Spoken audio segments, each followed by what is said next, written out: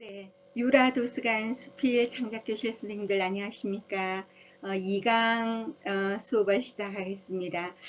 지난 시간에는 우리가 수필 쓰기에 가장 기본이 되는 수필의 소재에 대해서 간략하게 말씀을 드렸습니다.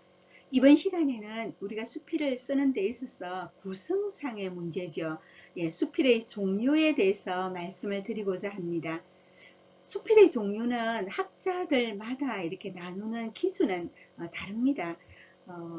수필을 어떤 형식 위주로 나누기도 하고요. 내용에 있어 가지고 내용의 경중에 따라서 나누기도 하고, 그리고 내용 중에서도 제재에 따라서 나누기도 합니다. 그렇지만 그런 이론들은 우리가 지금 수필 쓰는 데는 크게 중요하지는 않고요. 지금 우리가 쓸 때 그냥 일반적으로 보통 수필가들이 분류를 하는 그런 쉬운 방법으로 나누는 법을 우리는 한번 알아보겠습니다. 그래서 가장 많이 아마 여러분들이 듣는 수필의 종류가 서정수필, 그리고 뭐 서사수필, 예, 그렇게 크게 나누고요. 그리고 또 좀 더 연결시키면은 우리가 뭐 해학 수필도 있을 것이고, 그리고 서간 수필도 있을 것이고, 그리고 요즘은 옛날에는 아주 무거운 철학 수필이라든지 이런 걸 많이 썼지만, 요즘은 그렇게 철학 수필 같은 경우 쓰기도 좀 어려울 뿐더러 아주 이렇게 고수가 되어야 쓸 수 있는 부분입니다. 그래도 그런 철학 수필 같은 것도 있고요. 그리고 아주 짧게 쓰는 단수필, 그리고 또 요즘은 낯설게 하기 기법으로 이렇게 수필 쓰는 그런 것도 많이 있으니까 아포리즘 수필이라든지 그런 방법도 있습니다. 그래서 일단은 많이 쓰는 수필 위주로 이번 시간에는 여러분들께 들려드리고자 합니다. 예, 강의를 시작하겠습니다.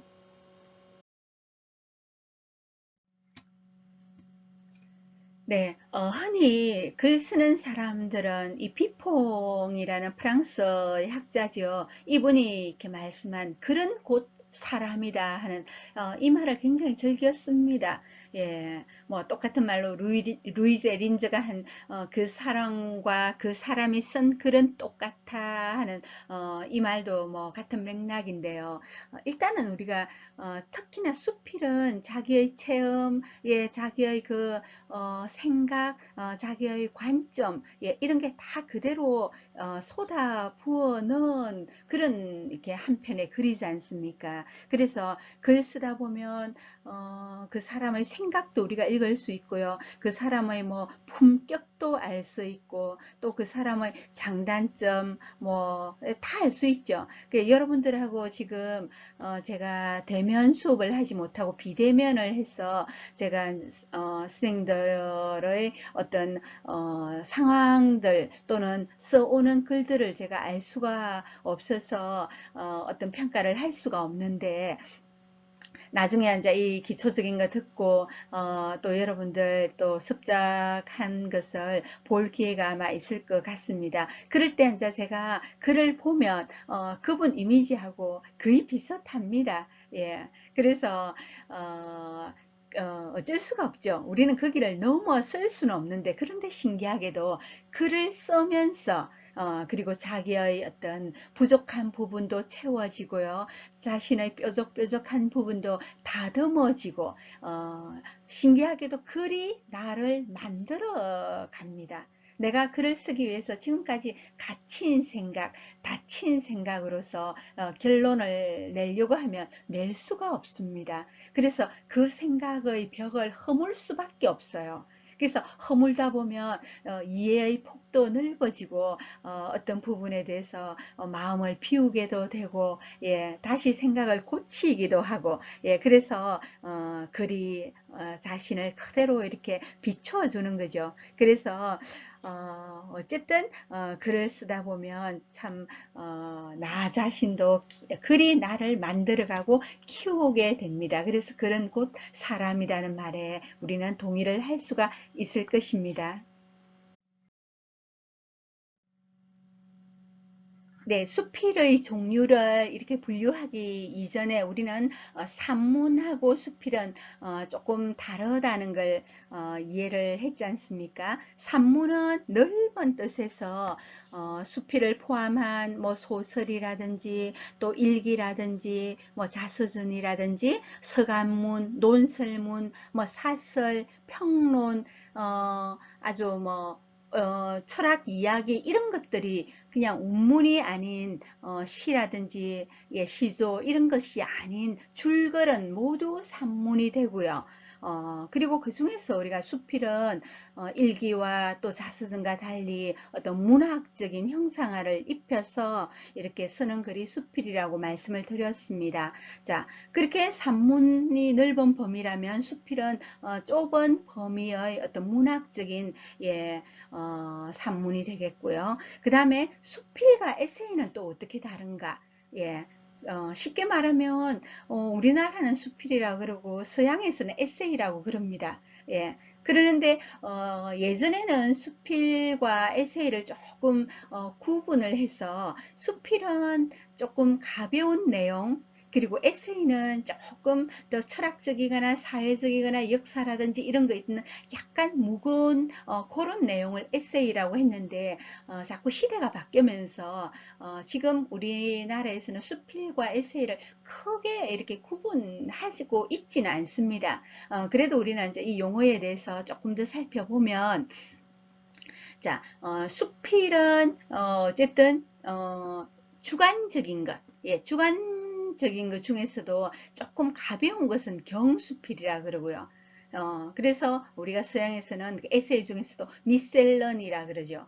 그리고 조금 수필 중에서도 약간 좀 무겁게 쓴 수필, 철학적인 것, 사회적인 것, 정치적인 것, 뭐 과학적인 것, 이렇게 약간 무겁게 쓴 수필을 중수필이라 그러면서 에세이라고 한다는 것 이제 그렇게 알고 계시면 되고 그리고 에세이 할 때 에세이라는 말은 무슨 뜻이냐 하면 프랑스에서 이렇게 에세라고 하면 시도하다 시험하다 이런 뜻이 있답니다. 그러니까 글을 이렇게 한번 써보려고 내가 시도하다. 예, 그렇게 해서 이 에세이라는 말이 생겨났다고 그럽니다. 그래서 이 말도 16세기의 프랑스 철학자 몽테뉴라는 사람이 자신의 저서 그 수상록에서 처음으로 에세이라는 용어를 사용했다고 합니다. 우리가 뭐 문학뿐만 아니라 뭐 로봇이라든지 예를 들면 뭐 다른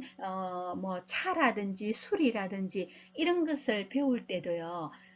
그러면 언제부터 술을 먹기 시작했는지, 예, 이 차는 언제부터 이렇게 재배를 하기 시작했는지, 이런 것을 우리는 거슬러 올라가서 공부를 합니다. 그래서 이 수필과 에세이도 우리가 언제 누가 먼저 사용을 했는지 이것을 아는 것은 아주 기본적이죠. 그래서 동양에서 이제 수필은 중국에서 처음 사용을 했는데 용재 수필에서 이렇게 가장 먼저 나왔다고 그러고요. 그리고 우리나라에서는 조선 후기 때 연암 박지원이 열하일기 속에 그 일신수필이란 예, 그 단어에서 수필이라는 그 용어를 가장 처음으로 사용을 했다고 합니다. 그래서 지금까지 그 수필이라는 장르가 이어져 오고 있죠.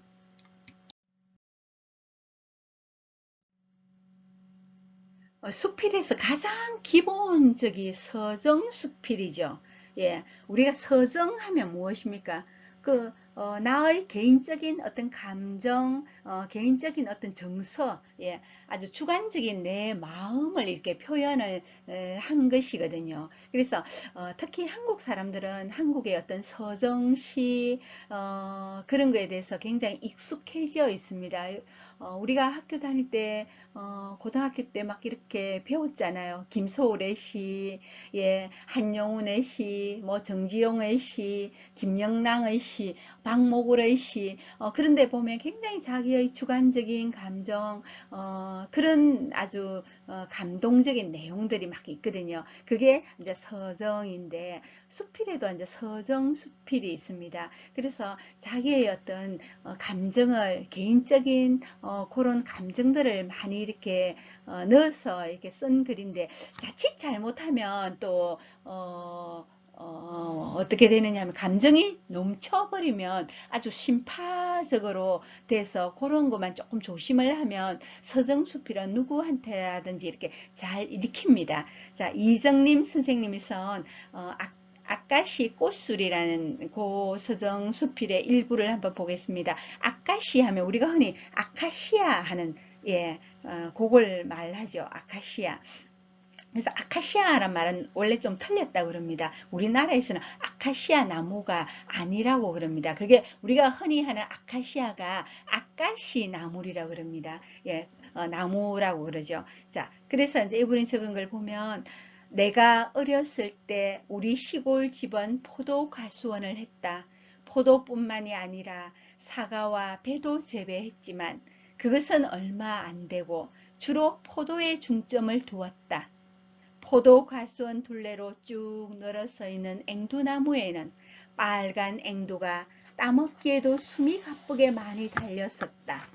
과수원 옆 우물가에 심겨져 있는 골담초나무에 노란 꽃이 피면 어머니는 그 꽃을 따서 떡을 찌셨다 했습니다. 자, 오른쪽에 있는 그 노란색, 그게 골담초 꽃이죠.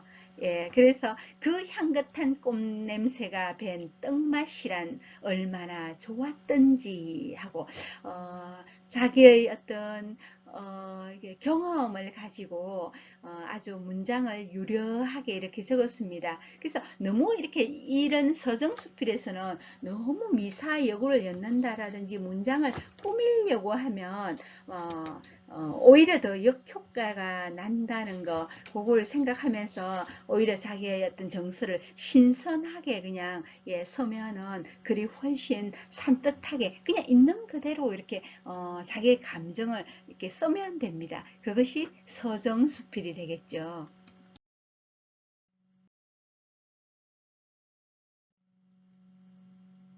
다음으로 서사수필이 있겠죠. 서사하면 여러분들 아시다시피 이야기지 않습니까? 스토리가 있는 수필입니다.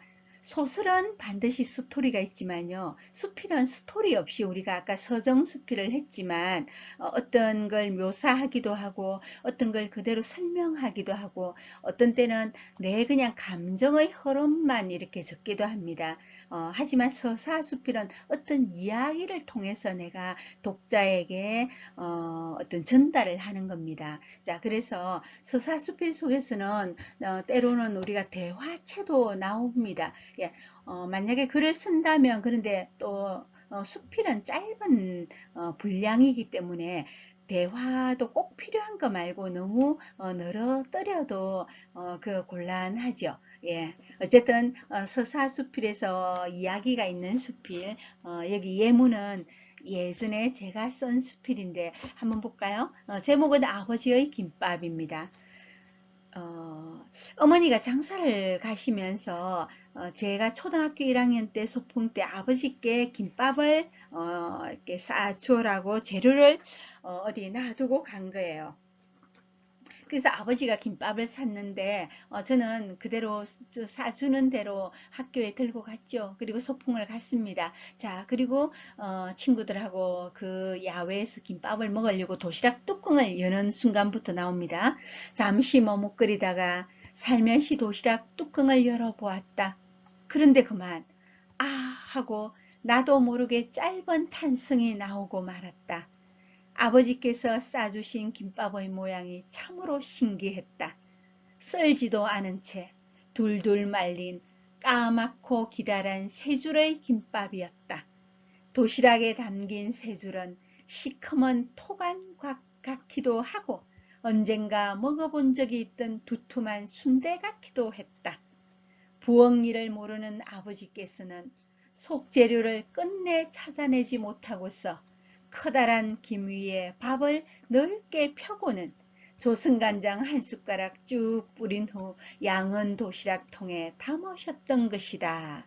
예, 그렇게 이제 이 이야기가 진행이 됩니다. 그래서 이거를 먹었나 안 먹었나, 예, 그것도 그 뒤에 이야기가 나오고요. 그래서 쭉 지금으로서 이제 옛날에 그 어떤 소풍에 가서 처음으로 김밥을 먹었던 그 이야기를 한 편을 쓰면서 옛 일을 추억을 하고 그리워하는, 예, 그런 내용이 되겠습니다.